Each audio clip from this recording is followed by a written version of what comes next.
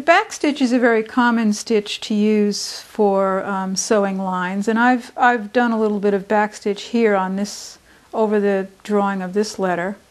But I do like to come back and do a little extra work on the backstitch. By itself it tends to look kind of beaded compared to the straight surface of the split stitch.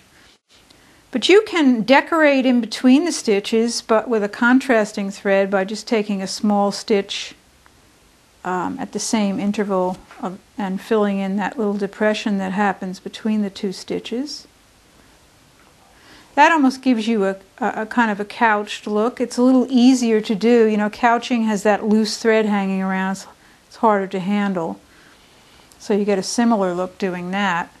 And then you can actually get a twisted look, something similar to the magic thread, by just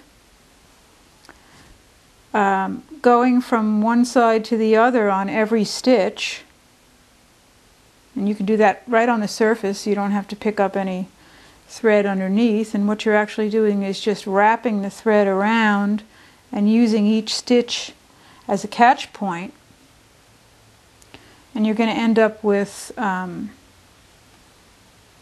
very twisted, diagonal looking bakery string sort of looking thing.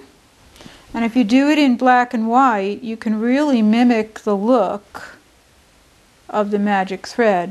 Of course it's two steps instead of one, but it's a nice look. And also, just remember, varying what you're doing within each motif is also going to give you a little more interest.